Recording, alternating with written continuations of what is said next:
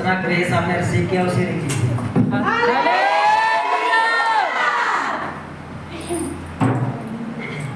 स्वागत है आप सबका।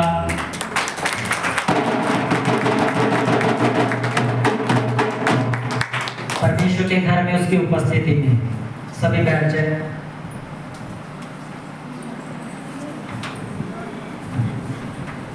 हालेलुया।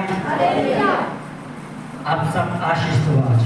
आप सबको परमेश्वर ने ब्लेस किया, सबके ऊपर परमेश्वर ने अनुग्रह किया और आज के बाद आपकी जिंदगी सेव ना होगी। गुड न्यूज आपको मिलेंगी। हर वो जो शैतान ने खोया है आपसे और परमेश्वर आपको वापस देगा यीशु मसीह के नाम में। हालेलुया। बाइबल कहते हैं जहाँ परमेश्वर का आत्मा है वहाँ पे आजादी है, और जहाँ परमेश्वर का आत्मा होता है, जहाँ आजादी होती है, तो फिर परमेश्वर का वचन कहता है वहाँ आनंद भी होता है, और मन का आनंद अच्छी औषधि है। आपका मन का आनंद आपके जीवन की सबसे बड़ी दवाई है।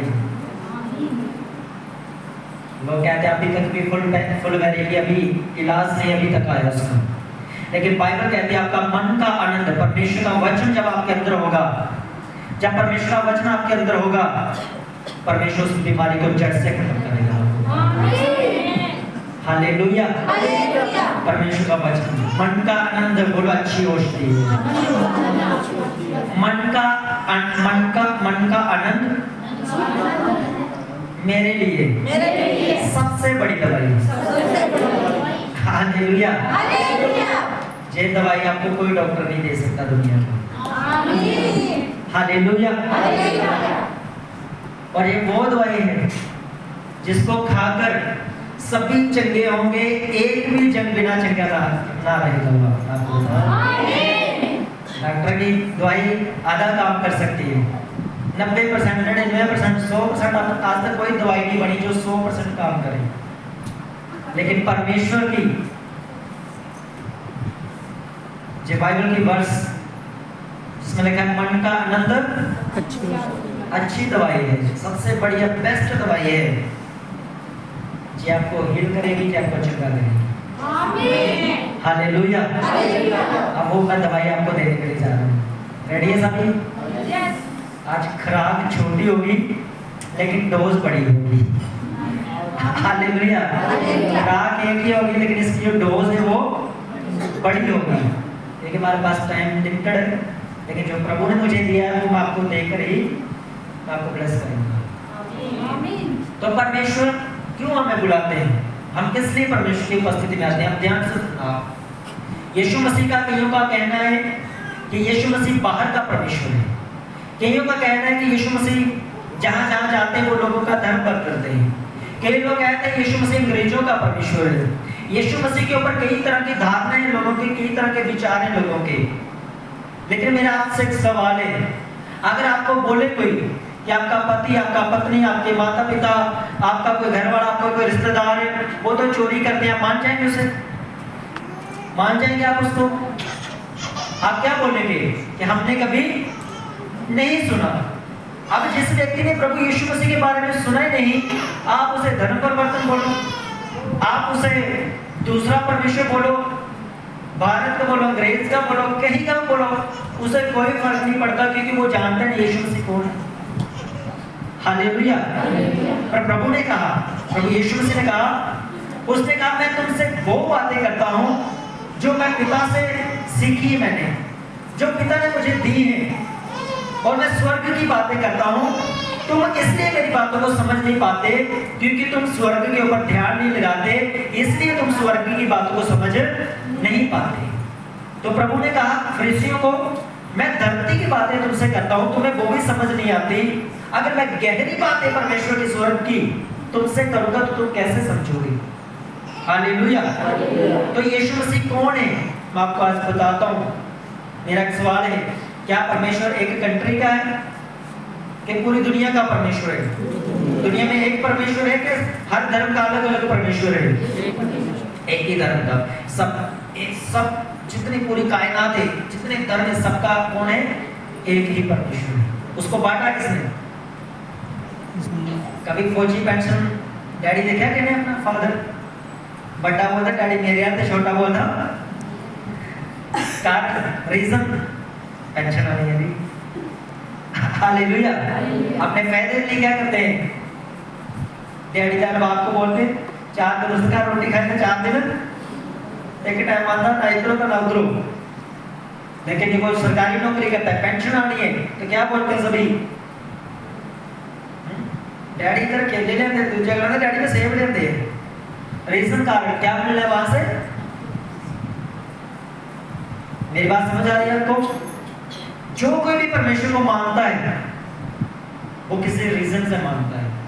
अगर हम प्रभु की उपस्थिति में बैठे हैं तो हम भी दुनिया की तरह, आज संडे है, आज छुट्टी है, आज हम मैच देखने जा सकते हैं, फिल्म देखने जा सकते हैं, आज हम फैमिली के साथ बोलते हैं चलो डिनर कराते हैं, लंच कराते हैं, घूमने जा सकते हैं। लेकिन मैं और आप क्यों परमेश्वर की उपस्थिति में बैठे हैं?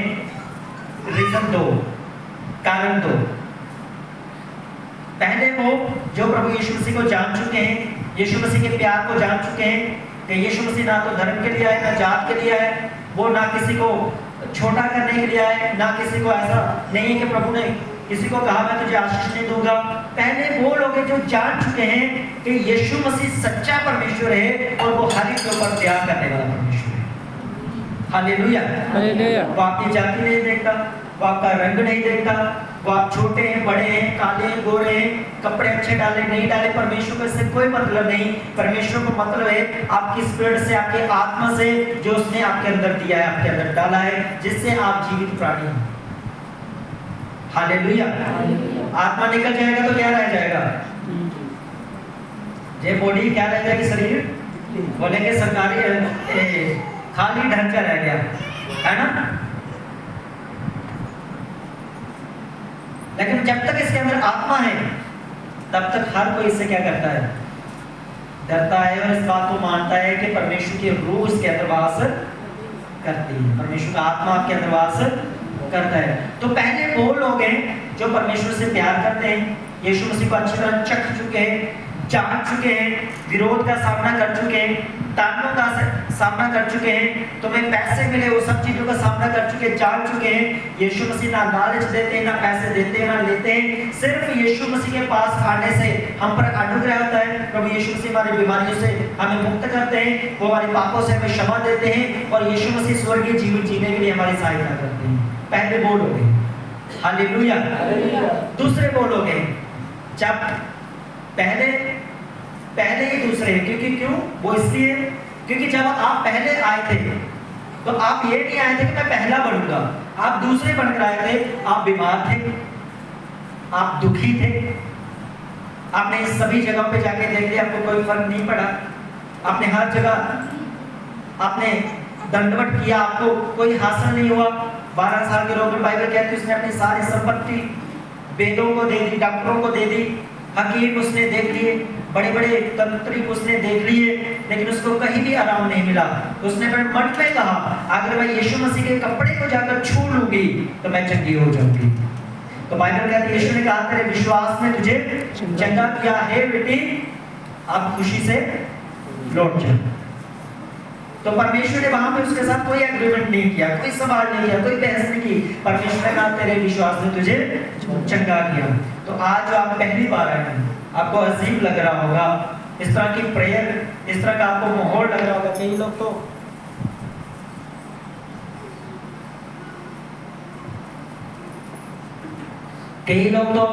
पहली बार आके डर जाते हैं कि ये इतना वो रोला है ना, हरा ये क्या है। मैं आपको एक चीज बताता हूँ, आप जब बीमार होते हैं, आपको बुखार होता है, तो आप छोड़ देते हैं अपने आप को, बस ठीक है आ जाओ, बोल कर चढ़ जाओ, आगे चढ़े ना और चढ़ जाओ। क्या क्या बोलते हैं आपके बुजुर्ग? क्या बोलते हैं? हिम्मत रखो, गोली खाओ, ठीक हो जाओ। हालेलुया।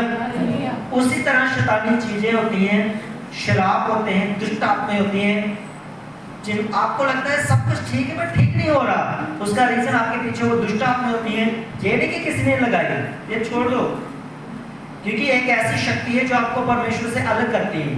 वो आपको बीमार करती है, आपको रोग कर आपके ऊपर रोग लेकर आती है, आपको वो हमेशा नीचा रखेगा वो दुष्ट आत्मा, और आपको लगेगा कि सब कुछ ठीक है लेकिन जहां मैं जाना चाहता मैं रीच नहीं कर पा रहा, मैं पहुंच नहीं पा रहा, तो उसके पीछे एक आत्मा होता है दुष्ट आत्मा। तो आप वो जाएगा कैसे?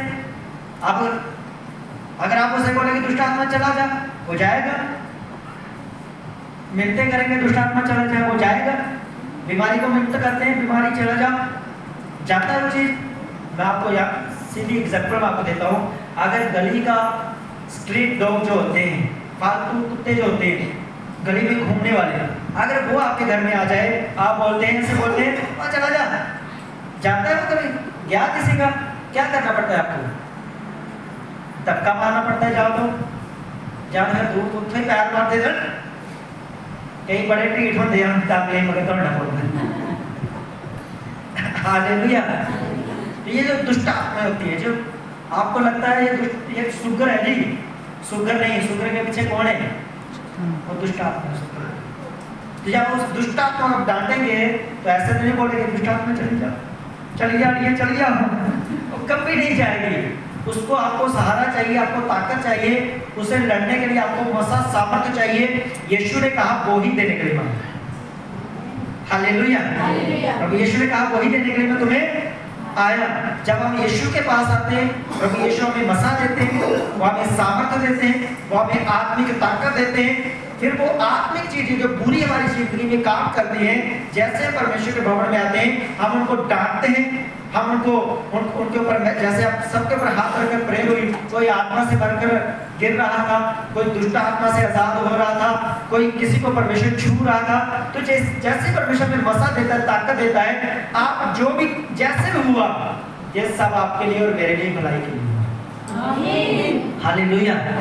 इसका रिजल्ट आपको कहीं को आज मिल जाएगा, कहीं को शाम को मिल जाएगा, कहीं को महीने बाद मिलेगा, कहीं को 6 महीने बाद मिलेगा। पकड़ना आपको कब लेना है, आपने उस चीज को बनाए रखना है।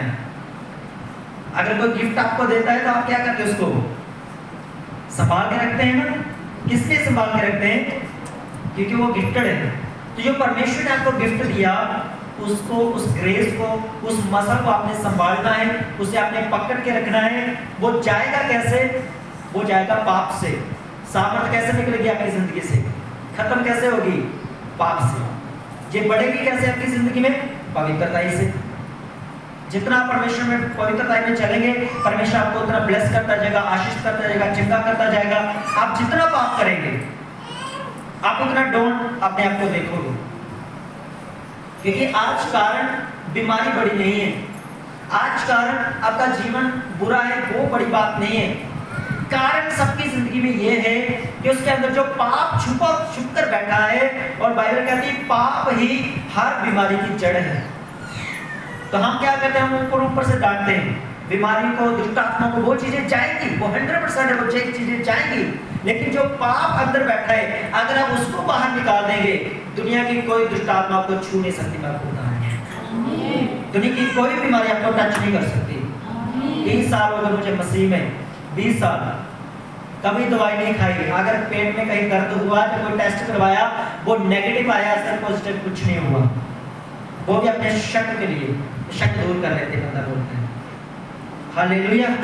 उसका रीजन, उसका कारण, जब आप प्रभु में अपने आप को दृढ़ करते हैं, मजबूत करते हैं, परमेश्वर को उतनी ही ताकत देते हैं, उतना ही मसा देते हैं, डे बाय डे प्रभु में बढ़ते हैं। चाहे वो आपका काम हो, आप 1 महीने के बाद, 2 महीने के बाद, 6 महीने के बाद, 1 साल के बाद, आप देखोगे आपका पड़ोसी एक दुकान के ऊपर होगा, आप 4 के मालिक बन जाएंगे। रीजन, कारण, परमेश्वर के साथ आप कितने प्यार करते हैं, आप पाप को कितना निकाला आपने। अगर एक व्यक्ति को मालूम है कि बीड़ी पीना पाप है, अगर एक व्यक्ति को मालूम है मुझे शराब पीना पाप है, अगर एक व्यक्ति को मालूम है जो गलत देखना पाप है, तो अगर आपको ये लगता है कि मेरे बस से बाहर है, मुझे पता नहीं मुझे क्या हो जाता, मालूम नहीं क्या हो जाता, तो उसके लिए प्रभु यीशु से आपके लिए खड़े। वो कहता है मेरे बेटे, मेरी बेटी, मुझसे मांग, मैं तुझे दूंगा उन चीजों के ऊपर जय पाने के लिए, सामर्थ्य दूंगा। वो कहता है मसा दूंगा, मैं अभिषेक दूंगा तुझे। तो आपका पति भी हो सकता है, कोई भी हो, भाई हो, कोई भी, अगर आप उसके लिए मसा मांगते हैं, उसके लिए आप ग्रेस मांगते हैं, परमेश्वर आपको देगी, वो आपको छुड़ाएंगे, वो आपको आजाद करेंगे। हालेलुया। मुझे लगता है एक ही आयत को हम पढ़ पाएंगे, हम एक को ही पढ़ेंगे, टॉपिक बहुत लंबा है। प्रभु यीशु मसीह किस लिए आए? पहला पतरस उसकी पहली आयत, पहला अध्याय उसके 18 वचन को आपके लिए पढ़ता हूँ। पेज नंबर 324, लास्ट में पेज नंबर 324, जहाँ पे लिखा हुआ है, क्योंकि तुम जानते हो कि तुम्हारा निकम्मा चाल चलन जो बाप दादों से चलता आता है, उससे तुम्हारा छुटकारा चांदी सोना अर्थात नाशवान वस्तुओं के द्वारा नहीं हुआ। ध्यान से सुन लिया आपने कि आपका जो छुटकारा है, अगर आपको लगता है कि आप एक बात में जानवर देंगे मुझे और आप बोलेंगे मेरी ये फुलवैरी चले जाए, मेरी ये शुगर चले जाए, तो बाइबल कहती है ऐसा नहीं होगा। अगर आपको लगता है पैसे देकर आप परमेश्वर को खुश कर सकते हैं, तो ऐसा नहीं हो सकता। ना तो आपकी सोना काम करेगा, ना तो आपकी चांदी काम करेगी, और ना बाइबल कहती है जिस प्रकार हमारे बाप दादा है, हम नहीं जानते उन्होंने क्या क्या किया, क्या क्या नहीं किया, पर बाइबल कहती है हर व्यक्ति ने पाप किया। तो इसका मतलब मेरे बाप दादा ने भी पाप किया।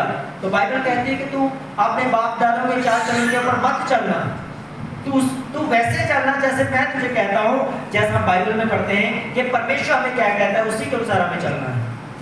हालेलुया। तो हमारा जो छुटकारा है, हमारी जो चिंगाई है, वो नाशवान चीजों से नहीं हो सकती।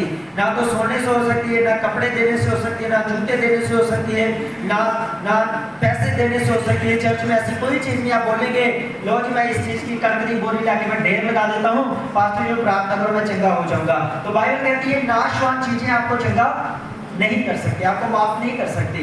तो कैसे होगा? 19 वचन को, पर निर्दोष और निकम्मे निष्कलंक मेमने अर्थात ये मसीह के बहुमूल्य लहू के द्वारा हुआ। किसके द्वारा हुआ जी? निष्कलंक मेमने के द्वारा। और वो मेमना कौन है?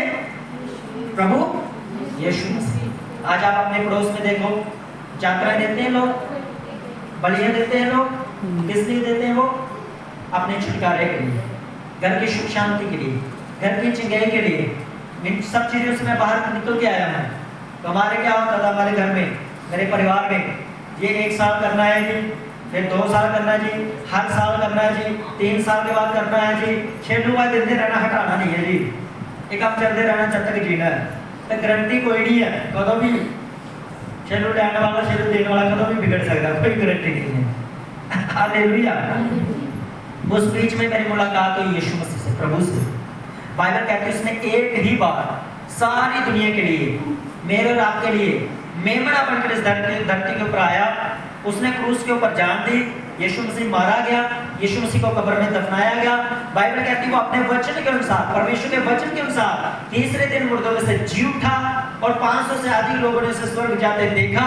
उसने कहा जो मेरी आराधना करेंगे, जो मेरी स्तुति करेंगे, उनको लेने के लिए मैं फिर बादलों पर आऊंगा। और आप इस बात को जान लें, ये सारी दुनिया ये कहती है, हर दुनिया का धर्मशास्त्र ये कहता है अंत होने वाला है। और बाइबल कहती है जिस दिन यीशु मसीह बादलों पे आएंगे उस दिन अंत होगा। हालेलुया। जिस दिन प्रभु यीशु मसीह आएंगे, अंत किस दिन होगा? उसी दिन होगा। कहते तो सब अंत होगा, लेकिन होगा कब? जिस दिन मेरा यीशु मसीह, आपका प्रभु यीशु मसीह बादलों पे आएंगे। बाइबल कहते हैं हम फिर उठा लिए जाएंगे, यीशु मसीह के साथ बातें करेंगे। अब तो हम धुंधला धुंधला देखते हैं, लेकिन फिर हम यीशु मसीह के साथ आमने सामने मिलेंगे, बातें करेंगे। हालेलुया। तो किस लिए है प्रभु यीशु मसीह? आपका नाम बदलने के लिए है? किस लिए आए? बाइबल कहती है वो आपको धोने के लिए।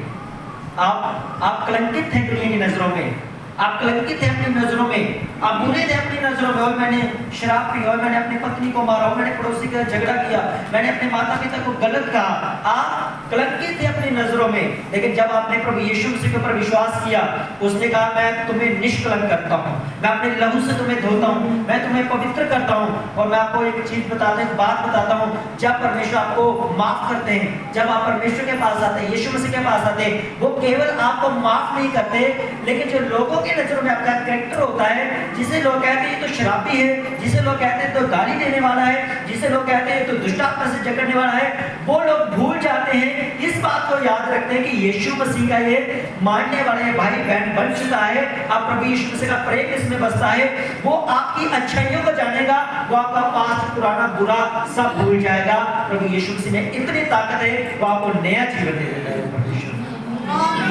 आपका पुराना सब भुला देता है। जब मैं प्रभु में आया तो मैं कितना बुरा था लोग जानते थे, लेकिन प्रभु में आने के बाद जब मेरा जीवन परिवर्तित हुआ, जब मैंने प्रभु के वचन को सीखना शुरू किया, प्रभु में बढ़ना शुरू किया, तो आज लोग मेरी बुराइयों से नहीं मुझे जानते, आज लोग मुझे पास्टर के रूप में जानते, आज मुझे परमेश्वर के सेवक के रूप में जानते, क्योंकि यीशु मसीह धर्म नाम जात बदलने के लिए नहीं आया, वो हमारा जीवन बदलने के लिए आया। और वो दिखाता है एक गरीब को, एक तुच्छे को, एक गिरे हुए को जब यीशु से हाथ पकड़ लेते हैं तो समझ लेना आपकी कुर्सी के ऊपर बैठने का टाइम आ चुका है। अगर आप प्रभु यीशु मसीह के पास आ चुके हैं तो समझ जाओ इस बात को कि प्रभु ने आपको बुलाया है आपको ब्लेस करने के लिए, आपको चंगा करने के लिए, आपको ऊंचा करने के लिए। जैसे मैं परमेश्वर को अपनी वफादारी देता हूँ, जैसे मैं परमेश्वर को उसके साथ समय बिताता हूँ, जिन लोगों ने नाइट प्रेयर की है, कड़ी मेहनत की है, अभी भी आंखें धुंधला रही होगी, सो जाए, लेकिन मैं बताता हूँ आप सोएंगे, गहरी नींद आप सोएंगे, लेकिन उठेंगे कि बड़ी खुशी भी आपकी आंखों के सामने होगी। हालेलुया, क्योंकि मसीह में की गई मेहनत व्यर्थ नहीं है। आपका दान दिया व्यर्थ जा सकता है, आपने किसी की मदद की, आपको बहुत सारा फिर क्यों आपको करते बड़ी गाल है, कुछ भी हो सकता है, लेकिन प्रभु यीशु मसीह में जो कुछ आप प्रभु की सेवा के लिए करते हैं, आपका एक पैसा, आपका एक बाहर जो जड़ी है, ये उखाड़ के फेंकी गई, चर्च को साफ किया गया, खाना बनाया गया, एक कोली साफ की, अगर आपने एक गिलास भी इधर से उठा के इधर रख दिया तो बाइबल कहती है आपकी मेहनत व्यर्थ नहीं, आप बरकत पाएंगे यीशु मसीह के नाम में। आमीन, हालेलुया। मैं बता रहा हूँ बहुत जल्द अपनी जगह पकड़ लो, बहुत जल्द मैं बता रहा हूँ आपको, अपनी जगह पकड़ लो,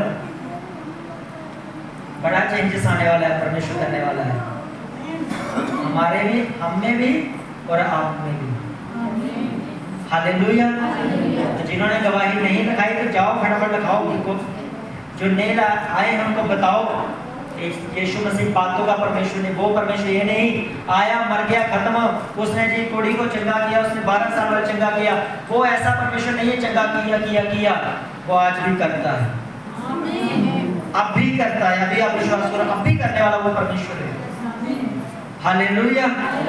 बस संडे मिस मत करना कभी लाइफ में, आपने जिस दिन मिस कर लिया वो सबसे बड़ा घाटा है अपनी लाइफ में। मैं जिस दिन संडे मिस, जब तो वैसे तो प्रभु में जब से आया हूँ कोई एतवार मिस नहीं किया, अगर कोई किया है तो वो सबसे बड़ा नुकसान मेरी जिंदगी में वही था, लेकिन उसका प्रभु के लिए, प्रभु का धन्यवाद। अब नाइट प्रेयर है हर शनिवार तो शुरू हो चुकी है, वो घाटी भी परमेश्वर पूरी कर देगा। हालेलुया, क्योंकि वो घाटी को पूरा करने वाला परमेश्वर है। तो आज हम क्या लेने जा रहे हैं? प्रभु भोज।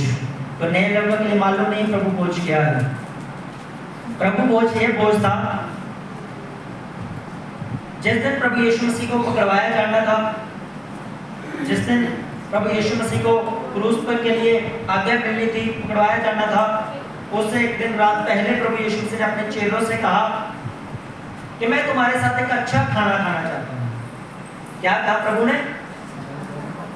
कि मैं अपने चेलों के साथ क्या करना चाहता हूँ? अच्छा खाना खाना चाहता हूँ। उसने कहा अपने चेलों को जाओ मेरे लिए एक कमरा देखो, अपने लिए सेपरेट कमरा जिसमें कोई ना आए, कोई पब्लिक ना आए, मैं रहूँगा तुम रहोगे, और एक कमरा देखो उसमें अच्छा खाना तैयार करो। तो प्रभु ने एक जबरदस्त टेबल जो है चेलों ने सजा दिया, अलग अलग खाने का, मटर पनीर लगा दिया जी, फल फ्रूट लगा दिए जी, दाल लगा दी, उस समय जो डिशें होती थी वो लगा दी उन्होंने। तब प्रभु ने रोटी ली और तोड़ी और उनको दी। प्रभु ने कहा आपस में बांट लो। प्रभु ने कहा मनुष्य का पुत्र इसी तरह रोटी के समान तोड़ा जाएगा। तो इसका मतलब ये था, प्रभु कह रहा था जैसे ये रोटी तोड़ी गई है, कल और इस आने वाले 2 दिनों में मेरे शरीर के ऊपर भी लोग कोड़े मारेंगे। जैसे रोटी टूटी है मेरा शरीर भी टूटेगा। लेकिन उसने कहा मेरे कोड़े खाने से, उसने कहा तुम चंगे हो जाओ। हालेलुया। यीशु ने कहा मेरे कोड़े खाने से तुम चंगे हो जाओगे। तो वही यीशु मसीह ने कहा मेरी यादगार के लिए तुम ऐसा ही करते रहना। तो जब आप इस रोटी को लेते हैं, उस यादगारी को हम करते हैं, यीशु मसीह ने मेरे कोड़ों की मार खाई। यीशु मसीह का शरीर तो नहीं है, लेकिन यीशु मसीह के उस कष्ट को जब हम याद करते हैं कि यीशु मसीह ने 39 कोड़े खाए, इस रोटी को लेते हैं तो यीशु ने कहा था मेरे कोड़े खाने से तुम चंगे होते हो। जैसे आप ये रोटी लेते हैं, खाते हैं, आप चंगे होते हो और आप ब्लेस होते हैं यीशु मसीह के नाम में। हालेलुया। ये प्रभु भोज आपकी उन्नति के लिए, ये प्रभु भोज आपकी बढ़ोतरी के लिए, ये प्रभु भोज उस आत्मा के स्टैंडर्ड के लिए। जब आप प्रार्थना नहीं कर पाते, जहाँ आप बाइबल नहीं पढ़ पाते, जहाँ आपका मन नहीं लगता परमेश्वर की ओर, जब आप प्रभु भोज लेते हैं तो परमेश्वर आपको ताकत देते हैं, वो आपको मसा देते हैं ताकि आप प्रार्थना में बैठ सके, ताकि आप बाइबल पढ़ सके, ताकि आपको चर्च जाने का मन करे और परमेश्वर आपको आशीष दे सके। हालेलुया। और इसका एक ही कंडीशन है लेने की, इसका एक ही आज्ञा प्रभु ने दी थी। प्रभु ने कहा जब तुम इसे लेते हो तो अगर तुमने कोई गलती की है तो उसे पहले मान लेना।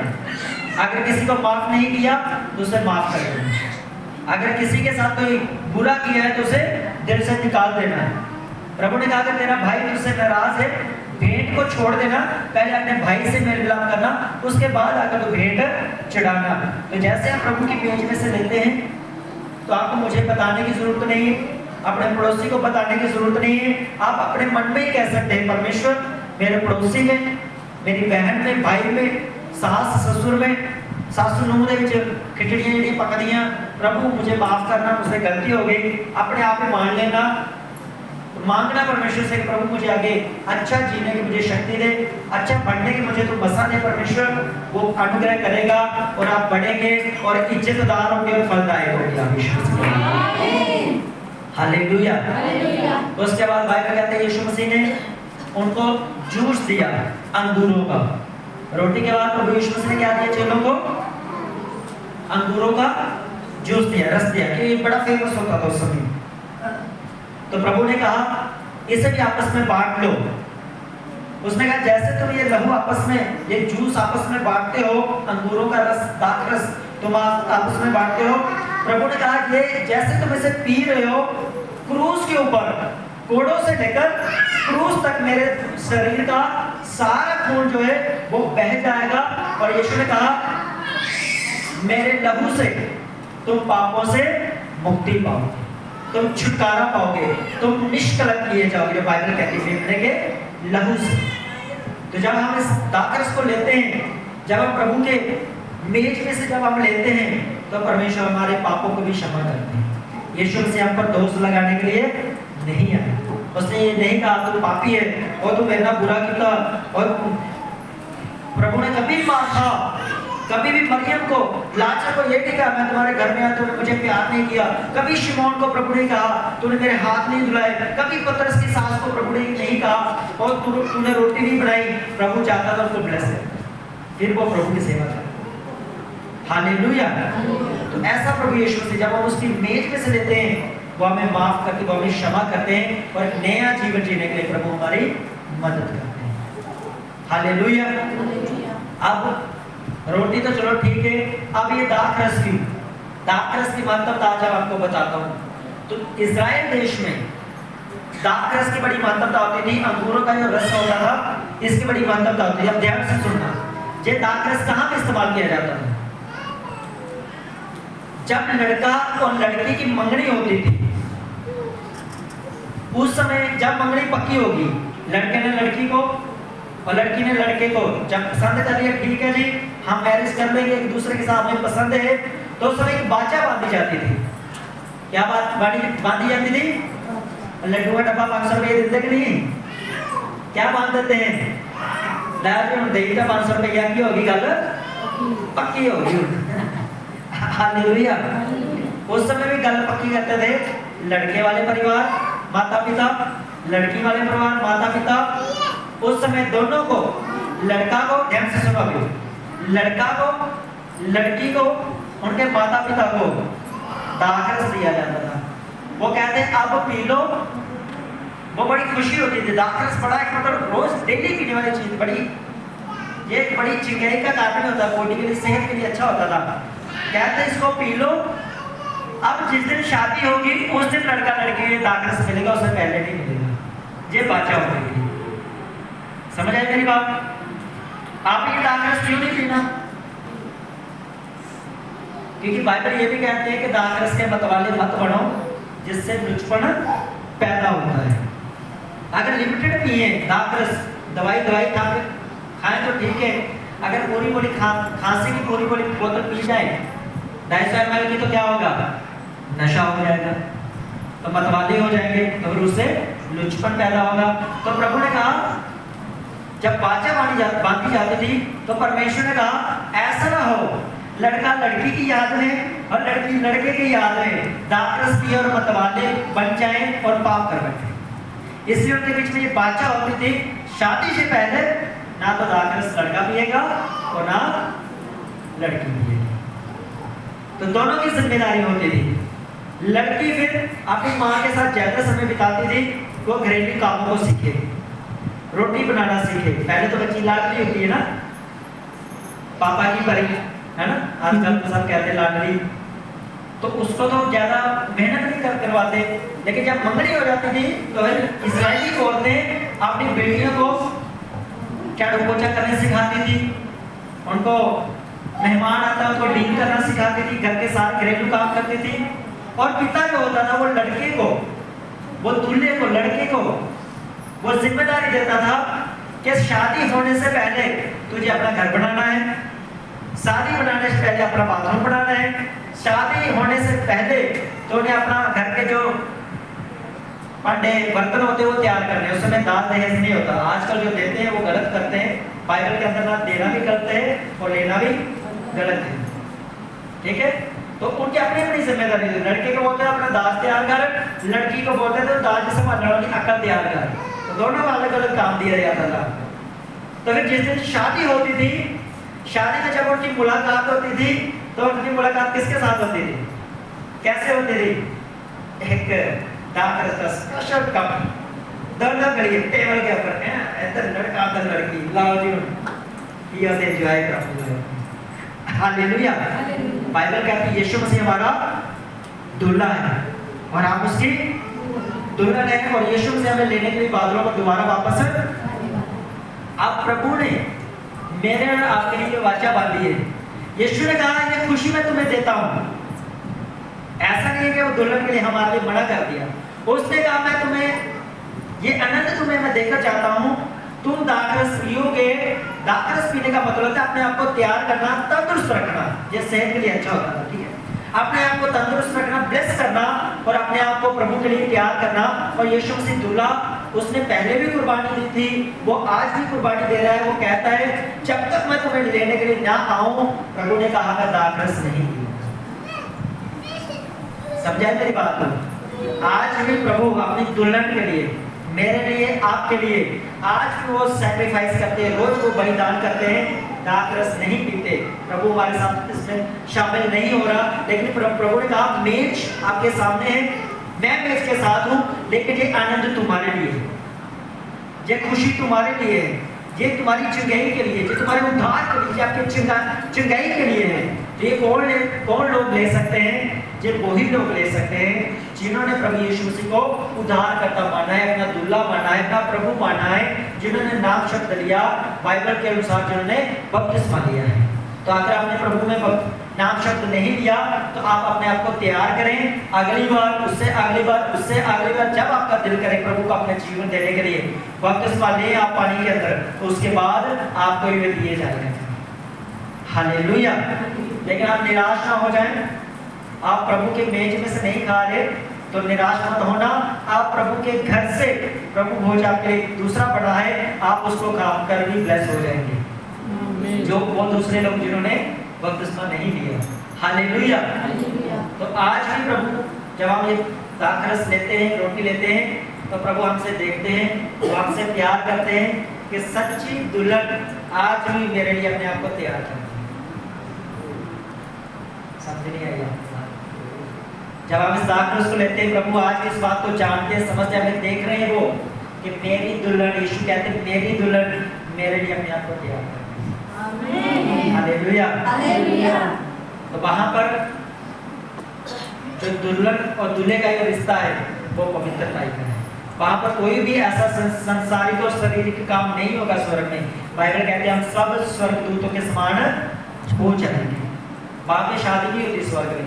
ये जस्ट प्रभु ने हमें समझाने के लिए कहा है कि मैं तुम्हारा प्रभु हूं, तुम्हारी आत्मा का मालिक हूं, और आत्मा ये परमात्मा का परमेश्वर की है मेल है। परमेश्वर ने बोला हूं ਜਿਹੜਾ आत्मा में ਤੁਹਾਨੂੰ ਦਿੱਤਾ शरीर ने जो ਛੱਡ देना ਤੁਹਾਨੂੰ आत्मा ने निकल जाने के ਵਿੱਚੋਂ शरीर के ਵਿੱਚੋਂ परमेश्वर ने क्या वो आत्मा मेरे नाल फिर आप मिलेगा। यानी कि दुल्हन फिर पिता के साथ, परमेश्वर के साथ, प्रभु के साथ, जिसने से रचा है उसके साथ वापस लौट जाएगी। हालेलुया। तो ये कुर्बानी प्रभु दे चुका है हमारे लिए, हमने शामिल होना है। जब हम इसमें शामिल होते हैं हमसे ज्यादा खुश हमारा प्रभु होते हो। मेरी बेटी मेरा बेटा, हालेलुया, वो खुश होते हैं, नंदित होते हैं। इसने तो तैयारी, शैतान ने बड़ा रुकावट डाली, घर में आते आते झगड़ा करा दिया, पति ने पैसे नहीं दिए, रास्ते में एक्सीडेंट करवा दिया, और ये करवा दिया, वो करवा दिया, रोका होगा आपको शैतान ने। लेकिन अगर आ गए प्रभु की हजूरी में तो परमेश्वर आपको उतनी बरकत देगा जितना शैतान ने आपको नीचा किया, उसे डबल से डबल से डबल परमेश्वर आपको आशीष देगा। हालेलुया। क्योंकि आपने प्यार प्रभु को दिखाया, अपना फेथ, अपना विश्वास प्रभु को दिखाया है। जिसने आपका विश्वास तोड़ने की कोशिश की है उसकी खैर नहीं, आज मैं आपको बता रहा हूँ। हालेलुया।